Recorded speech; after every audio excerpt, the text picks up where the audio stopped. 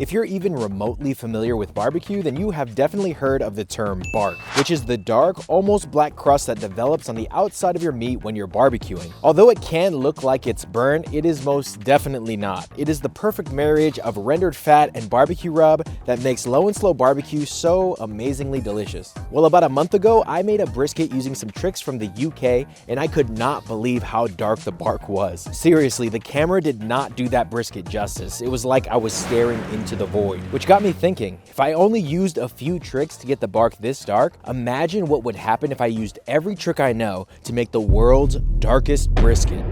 So this is a Costco prime brisket, and I'm just trimming this like I always do. So if you want to know my exact method, then I will have a link to a video where I show you how to trim brisket like a pro in the description below. And as you may be able to tell, it is currently evening, which is partly because I work as a full-time accountant and this was the only time I had to prep the brisket, but more importantly because our first dark bark tip is to apply the rub the night before the cook. And if you're curious, I am using salt pepper Lawry's Derby style. And shout out to Wilson's Barbecue for this tip. And just FYI, throughout the video, I will be mentioning all the sources for these dark bark tricks, and I will have their channels linked in the description below for your reference. But anyways, I'm not entirely sure if seasoning the night before really helps the bark, but my theory is that the salt in the rub helps to pull the moisture out of the meat.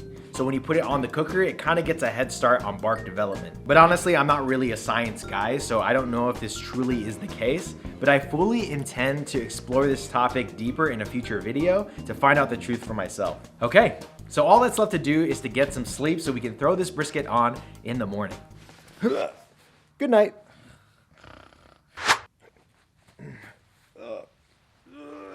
My back. The next tip starts here at the heart of the smoker, the firebox. So I kind of rushed past the trimming of the brisket, but those trimmings are a key component to this dark bark process. So I say this a lot on this channel, but please don't throw away your trimmings because you can make sausage, you can make beef tallow, and you can also put your fat directly on the fire. This is a trick I learned from Mad Scientist Barbecue, and what this does is it basically dirties up the smoke, making it darker and thus giving us a darker bark. And it also gives us the added benefit of adding flavor to the bark that's very similar to the char taste you get when you cook burgers directly over coals. In tandem with this, I'm going to be using probably the most controversial tool on the smoker, the damper. So I'm going to block the airflow to about 50% for the first couple hours of the cook. I know a lot of Texas pitmasters use the damper, but personally I learned this trick from Derby Barbecue. Now, I don't know the specific scientific reason behind this, but my theory is that this will help us get a darker bark because this offset operates a lot like a water hose, where the firebox is the water valve, the cook chamber is the tubing, and the smokestack is the end cap of the hose. So if you've ever used a water hose, then you know that if you need some extra reach, the solution is very simple. Just put your thumb over one half of the end cap and this will vastly increase the reach of your water stream. But why does this happen? Well, by restricting the water flow, the amount of water molecules per square inch inside the tubing increases, which increases the water pressure in the tubing, causing the water to burst out of the narrow opening. In the same way with the smoker, the damper restricts the airflow, causing an increase of smoke molecules in the cook chamber. As I've said before, I am not a science guy, so I don't know if this also increases the speed of airflow like it does for the water in my garden hose example. Because gas and liquid have different properties, I think. Do gas and liquid have different properties? Oh, they do. But the speed of airflow doesn't matter anyway, because what's important is that the damper increases the concentration of smoke in the cook chamber, theoretically.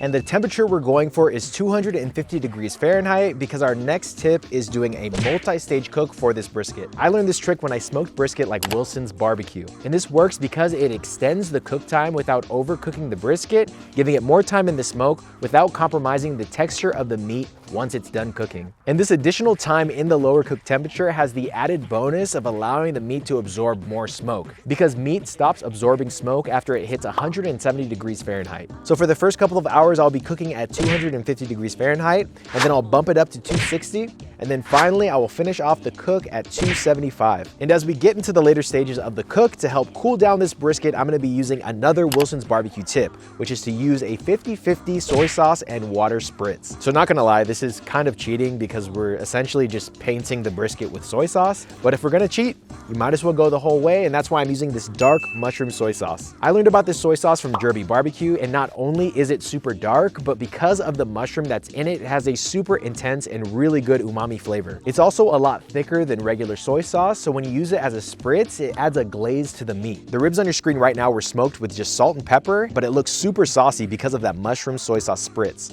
And I will have a link for this soy sauce in the description if you want to try it for yourself. So now that the bark is set, the fat is nice and rendered, we are ready to wrap this brisket to finish up this cook. But we are not going with a traditional butcher paper wrapping. Instead, I'm going with a trick straight out of Bradley Robinson's playbook, the Chud foil boat. So I'm just wrapping the bottom of the brisket with foil so that we can speed up the cook and still have the top exposed to the smoke. I could also just skip the wrapping altogether and get a similar effect, but I'm pretty tired, so speeding up the cook seems like the play here.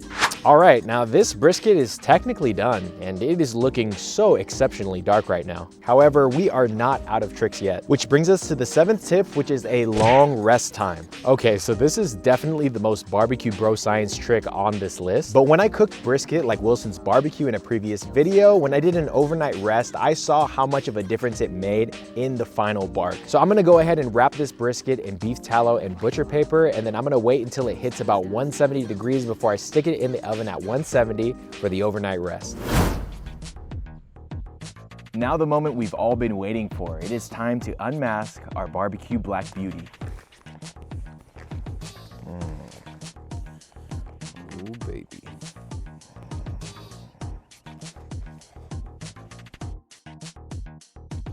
Oh my gosh, this brisket is freezing. It is so cold out here right now. If I'm being honest, I think this brisket is just as dark, if not a little less dark, than the UK brisket that inspired me to do this experiment. And I think this might be the case because, first of all, I burned the heck out of that UK brisket. Very crunchy bottom. And also, I think there's just a limit to how dark you can get the bark. Because once the bark is black, you can't really get blacker than black, if that makes sense. So in a sense, I was kind of beating a dead horse with all the tricks that I used. I'm guessing I could have used probably half of those tricks and I still would have got a brisket just as dark. But I was super impressed with how fast the bark set. I think the brisket was temping like 110 or 115 and it was already black. The fat hadn't even rendered yet. And because of that observation, I'm definitely gonna be using some of these techniques when I cook brisket in the future. So I really thought that this brisket was gonna taste over smoked, but after my initial look, I think it's gonna taste fantastic. So without any further ado, let's go ahead and give this a try, and I'm gonna eat the flat end cap. Wow. That is so good. So this was a super fun cook, not only because of the experiment, but also because it was my first time cooking on my 250. I always thought these massive smokers were way out of my budget, but I found Heritage Smokers here in Tennessee, and I got an incredible deal for one. So if you want more info on my 250-gallon pit, then make sure to watch the video on your screen where I do a full review and walkthrough of it.